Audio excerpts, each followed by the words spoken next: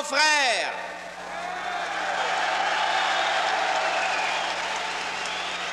camarades,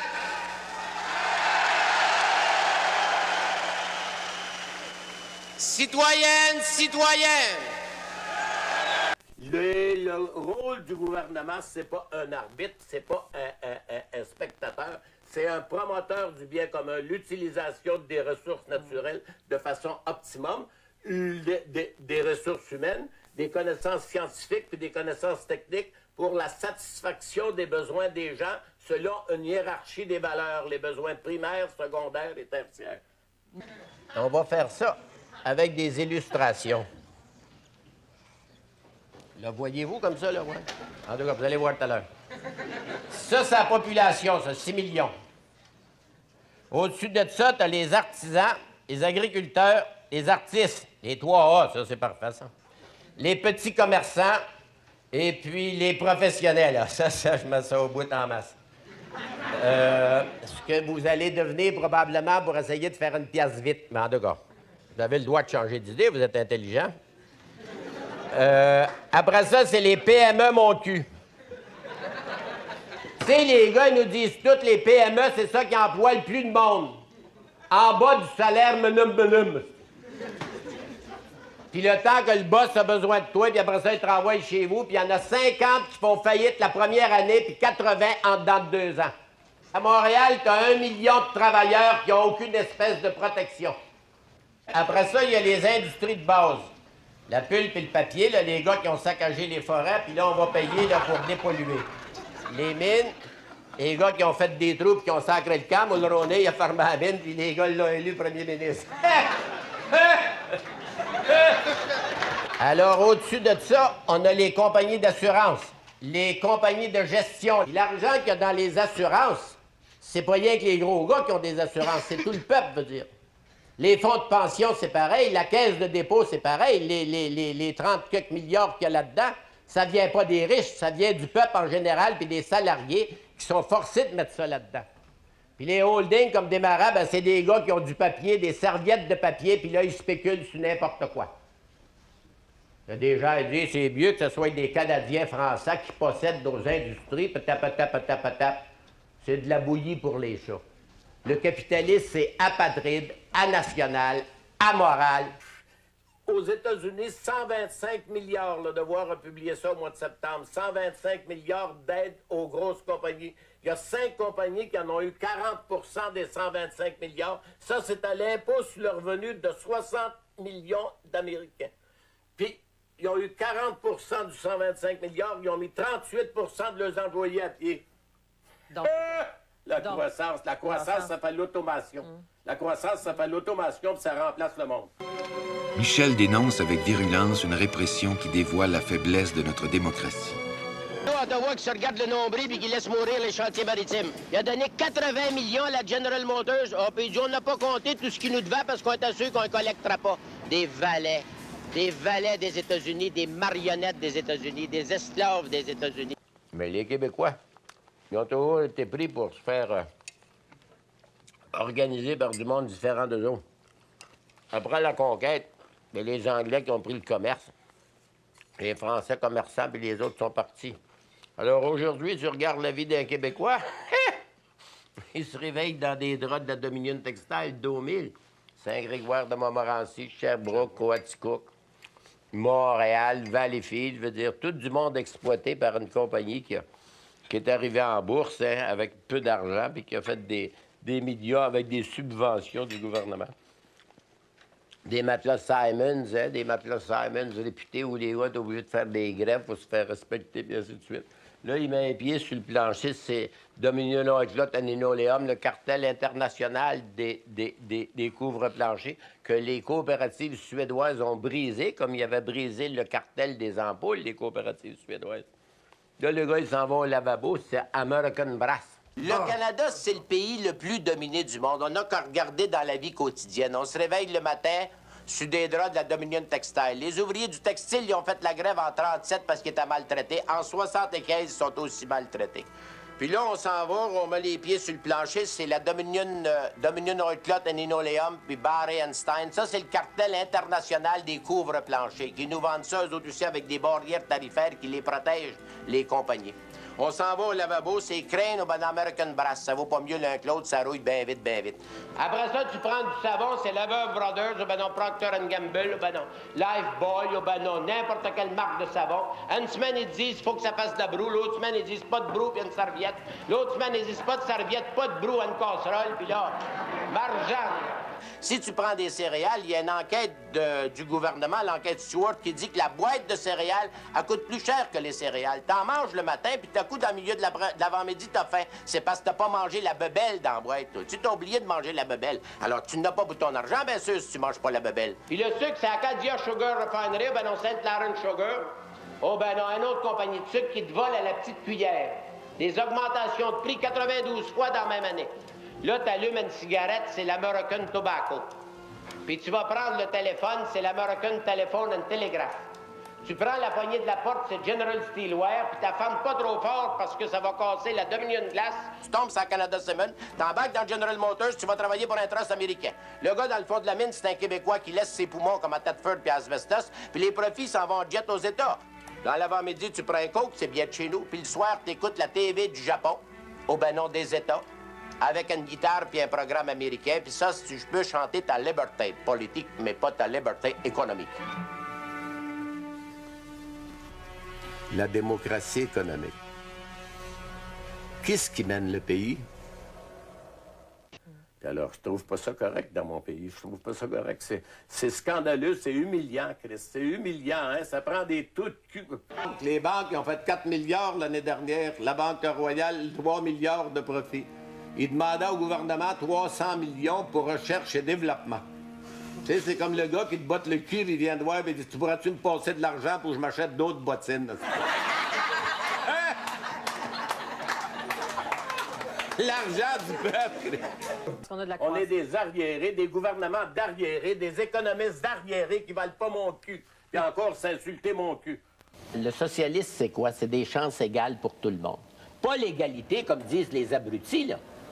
C'est des chances égales pour tout le monde, y compris le boiteux, ou ben non, le paraplégique, ou ben non, l'autre qui vient au monde aveugle, ou ben non, sourd. Faut qu'il y ait une chance de s'épanouir. On vient au monde pour le bonheur, puis pour s'épanouir. Puis on s'épanouit d'abord par le travail. Or, il y en a 400 000 qui travaillent pas. De toutes sortes d'âges, je veux dire. Or, les baveux d'économistes du monde entier, hein, ils nous ont jamais trouvé de solution à ça. C'est vrai que l'écart entre les riches et les pauvres, puis les pauvres sont plus pauvres qu'étant. Alors, quand on voit des crétins au gouvernement qui disent on touchera pas à ça, puis qui mettent des taxes indirectes, hein, ils mettent des taxes indirectes, puis ils baissent l'impôt de ceux qui ont de l'argent. C'est assez fort, hein, ça? Ben, le gouvernement, puis la presse, puis les quotidiens, puis toute la presse, c'est la presse capitaliste. Baisser les impôts, je veux dire, baisser les impôts de ceux qui en payent, mais ceux qui n'ont pas de quoi manger. Les plus pauvres dans la province de Québec, c'est les femmes âgées. C'est celles qui ont bâti le pays, hein. Puis c'est les jeunes mères de famille, puis ils nous parlent des affaires de famille, puis de la politique de la famille à Ottawa. Les allocations familiales sont arrivées du ciel le 2 juin. 2 août? 2 août 1944. Hein, puis il n'y a pas d'économistes qui ont respecté contre ça. Ben le revenu, puis c'était universel puis inconditionnel, hein, comme l'assurance santé. Puis les pensions de vieillesse. Le capitalisme, c'est ça, mais je savais ce que c'était que le capitalisme. C'est le plus que tu peux dans le minimum de temps point. Alors, quand on sait ça, il faut lutter contre ça. C'est pour ça que je me suis battu pour des plans sociaux. C'est le mouvement syndical qui est allé chercher l'assurance santé puis l'assurance hospitalisation, hein? Puis l'assurance travail. Les allocations familiales, c'était pareil. Le syndicaliste, il a fait avancer la population puis a rendu service à la population. Pas rien qu'à la classe ouvrière, à toute la population. C'est un facteur de prospérité parce que ça fait la distribution de la richesse. Cherchez-en des travailleuses qui sont compensées pour la maladie des poumons, le coton dans les poumons, la bicinose, il n'y en a à peu près pas dans la province de Québec. Les gars des moulins-ci, tu sais, le docteur, il dit, ben ton père était sourd, je comprends, il travaillait dans le même moulin-ci. Les femmes sont bronchites. Elle dit, je suis bronchite, t'es bronchite chronique. Ben oui, ben elle dit, tes tantes, puis tes oncles, puis ta mère sont bronchites. Ils avaient travaillé dans le même moulin de coton aussi. Hein? Des maladies pulmonaires, puis l'emphysème, il y en a à peine 4 %. D'ailleurs, des maladies professionnelles, ils en reconnaissent à peu près 1500, 2000 par année sur 250 000 réclamations. Qui est-ce qui paye pour ce monde-là qui sont malades? Là? Puis pour ceux qui sortent des usines, là, à moitié empoisonnés, puis à moitié sourds, puis à moitié éclopés, la Régie d'assurance maladie du Québec, c'est vous autres, puis moi. Ça n'a pas de bon sens. C'est pour ça que c'est important, une association comme a été faite ici. C'est le respect de soi-même. Si on n'a pas le respect de sa peau, c'est pas vrai qu'on va avoir le respect de sa langue puis qu'on va avoir le respect de son pays. Moi, je ne crois pas ça, moi. C'est dans la suite de toute la sécurité sociale, les pensions de vieillesse, l'assurance chômage, les allocations familiales, l'assurance hospitalisation, l'assurance santé. Ce qu'on devrait avoir, là, c'est préconisé partout en Europe. C'est un revenu de citoyenneté. Voilà. Au-dessus du seuil de la pauvreté. Voilà. Vous m'enlevez les La mots de la pauvreté, bouche. on a fini de ça. On le sait qu'est-ce que c'est, la pauvreté. Voilà. Puis Et vous allez Landry, prendre les chiffres à Ottawa, là, du fédéral ou ben non, du Conseil du bien-être social, c'est ça. Un revenu de citoyenneté, Oui. comme on a été chercher les pensions de vieillesse, les allocations familiales, l'assurance hospitalisation, l'assurance santé. Les allocations familiales, ils sont tombés le jour de la mise en nomination de l'élection de M. Godbout dans le Québec. Le Canada, j'ai les deux jours du Canada, le titre des allocations familiales. Un bébé bonus, mon cher. je le lis ici. Sauf que ça voilà. n'allait pas à tous les enfants, ça s'était amélioré après. Ouais. Mais c'est ça. L'assurance hospitalisation, c'est la Saskatchewan qui l'a fait. L'assurance santé aussi, une petite province, contre toutes les compagnies d'assurance d'Amérique du Nord, contre tous les médecins d'Amérique du Nord, y compris les médecins du Québec. Alors, c'est pas pourquoi est-ce qu'on n'aura pas un revenu de citoyenneté. Ouais, ouais. C'est tout pour vivre convenablement. Ouais, Ça ne nuira pas à personne, je veux dire au contraire, hein, ça stimulera les affaires. Les allocations familiales, qu'est-ce que ça a fait? Ça a stimulé le petit commerce, mon cher. Les petites entreprises, les petites manufactures, c'est ça que ça a fait. Là. C'est la distribution de l'argent. Ça va faire de l'argent qui va circuler davantage. Quand les allocations familiales sont arrivées, ça a aidé les petits commerces puis les petites industries. Puis Keynes puis Galbraith, ils ont dit à Roosevelt, mettre de l'argent dans la main du peuple, puis les affaires vont reprendre. Pas en donnant des octrois aux compagnies que les affaires reprennent. C'est pas vrai que la croissance, ça va faire le plein emploi. Là, le revenu de citoyenneté, c'est ça, de quoi manger. Primo vivere. Mais parce que les travailleurs organisés sont ceux qui savent que c'est uniquement par leur effort personnel, c'est uniquement en se groupant avec leurs confrères de travail et avec d'autres citoyens qui vont être capables de bâtir la dictature économique qui a asservi le gouvernement fédéral et qui a asservi le gouvernement provincial. Faut savoir dire non. C'est gentil de dire que ça a évolué, les affaires, puis on se parle à cette heure, puis l'affrontement, c'est fini. Ben, mon œil, si l'affrontement, c'est pas fini. Dans tout homme sommeille un cochon, puis quand c'est un boss, il sommeille bien que d'un œil, il n'y a jamais deux yeux fermés, alors. Watch-toi, mon frère. C'est tout ça, c'est les gros qui mènent. On a changé de maître, je veux dire. Après la Révolution française, ils avaient perdu les princes, après ça, ils ont trouvé les bourgeois. Ici, on a perdu des curés, puis on a trouvé des laïcs qui sont baveux, hein. Ben, vous avez la Banque de Montréal qui est à Montréal depuis 200 ans. Elle n'a pas une scène des obligations de Québec, des municipalités et des commissions scolaires. Le gouvernement, lui, il goroche des centaines de millions dans les municipalités, puis il dit, débrouillez-vous avec ça. Puis il voudra couper le transport scolaire, comme ils ont coupé le soin dentaire, les libéraux, quand ça a commencé. Il n'y en a pas d'assez gros pour pas apprendre, pour pas le montrer à vivre. À quelles conditions, Michel Chartrand, l'homme moderne peut-il survivre? Une grande question. Il n'y a pas à choisir ses conditions. S'il choisit des conditions, c'est parce qu'il est impliqué dans le système. Alors, s'il décide de vivre, à ce moment-là, il n'y a plus de conditions. Vivre en marge? Il risque sa peau. On revient au thème de l'Évangile. Si tu veux vivre, risque ta vie. Puis alors, c'est la même chose sous n'importe quel régime, sous n'importe quelle religion, sous n'importe quel système. Alors, si on commence à se conformer, où est-ce qu'on arrête? Si on refuse de se conformer, où est-ce qu'on arrête? Mais Ludwig, Il faut jouer sa peau pour la sauver ensemble. Je reconnais que les années que nous vivons et les valeurs de notre société n'ont rien d'emballant pour la jeunesse. Mais tu es en mesure de bâtir avec d'autres une société plus humaine et plus fraternelle. La qualité et la profondeur de l'engagement sont plus importants que l'activisme passager. Il s'agit de procéder à la révolution nécessaire dans la poursuite des objectifs communs. Un choix de valeurs totalement et radicalement différent des valeurs actuelles, qui sont matérialistes, rationalistes, par conséquent inhumaines, du point de vue du cœur et de l'esprit, vides, vacuas. Ça n'a même pas valeur d'engrais. Moi, ça me scandalise, ça m'humilie de voir de mes pareils qui ont de la misère, qui n'ont pas plus d'affaires à avoir de la misère que j'en ai. Je veux dire, je suis pas riche, mais j'ai pas de misère. C'est scandaleux de voir combien il y a d'argent. Quand on dit 200 milliards d'argent québécois qui s'en va à l'étranger, ça prend des arriérés au gouvernement pour nous mettre dans le... Comment est-ce qu'on appelle ça, là? Quand on recule, on recule. Les ressources naturelles, c'est notre héritage. Ce que nos parents ont fait pour faire avancer le pays, c'est notre héritage, ça. Puis un gars qui n'a pas de job ou une femme, même qu'elle n'a pas d'emploi puis qui n'a pas de salaire, est aussi respectable que quand elle avait un salaire. Hein? C'est pas rien que ça, le salaire, je veux dire. Puis il y a 1 600 000 personnes dans la province de Québec qui sont en chômage, puis sur l'assistance sociale.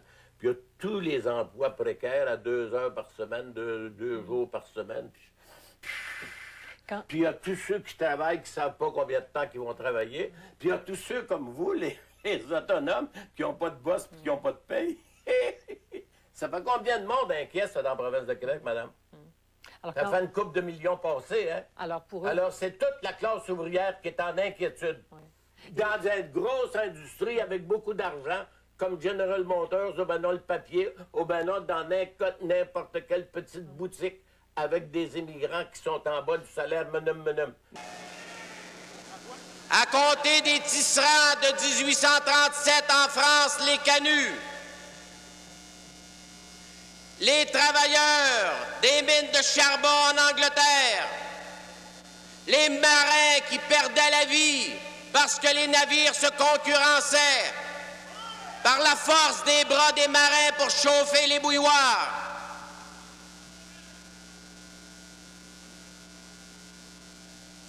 Toute l'histoire de l'industrialisation est marquée de cadavres de femmes, d'enfants et de travailleurs. Jusqu'en 1910, dans les mines de charbon d'Angleterre. En 1926, aux États-Unis, les enfants dans l'industrie textile, les enfants dans les mines. Quand les tisserands ou les mineurs faisaient la grève, les compagnies les expulsaient des maisons et la police de la compagnie tirait sur eux, la police de l'État tirait sur eux. S'il y en a qui survivaient, les juges de l'État les condamnaient. On allait importer des Mexicains pour travailler dans les mines de cuivre quand les Blancs faisaient la grève. Quand les Mexicains exténués et exaspérés voulaient aussi faire la grève, on les transportait dans le désert du Mexique et on les laissait là mourir. En 1926, en Amérique du Nord. En 1920, lorsque les travailleurs de Winnipeg, voulant se libérer de la domination capitaliste, ont organisé des manifestations, se sont rendus à l'hôtel de ville de Winnipeg. Le gouvernement du Canada a envoyé la milice contre eux. On déportait tous les immigrants qui voulaient faire de l'organisation. On ne parlait pas encore du communisme, on parlait des agents de désordre, des fauteurs de troubles. On a même amendé la loi de l'immigration pour renvoyer en Angleterre les sujets britanniques. Ça a continué comme ça. On a vécu la crise. Quand les travailleurs ont essayé de relever la tête, on n'a qu'à se rappeler les dates d'Asbestos en 1949, où les travailleurs étaient battus par la police dans l'hôpital de la compagnie Jones Mansfield, à qui M. Marchand vient encore de donner des cadeaux. C'était Louisville en 1952, où Rémi Paul a fait lire la loi de l'émeute. On a couru après les travailleurs, puis on leur a tiré dans le dos la Sûreté du Québec. On a massacré, puis on les a abandonnés. Si c'est vrai qu'il y a une atmosphère d'anarchie dans notre pays et dans le Québec, ben c'est vrai que ça part de haut. Et ce qui reste vrai, c'est qu'il n'y a plus de démocratie. Et ce qui reste vrai, c'est qu'il n'y a plus d'espoir à négocier avec ces gens-là et à collaborer avec ces gens-là. Puis quand même que la presse au complet nous dirait que nous devons collaborer avec les institutions établies et avec les gouvernements établis, nous leur disons que nous ne serons pas complices de leur turpitude et que nous voulons contribuer et collaborer à aucun prix, dans aucune circonstance. On va se mettre en opposition carrée au pouvoir. On va aider tous ceux qui veulent protester, contester et faire la révolution.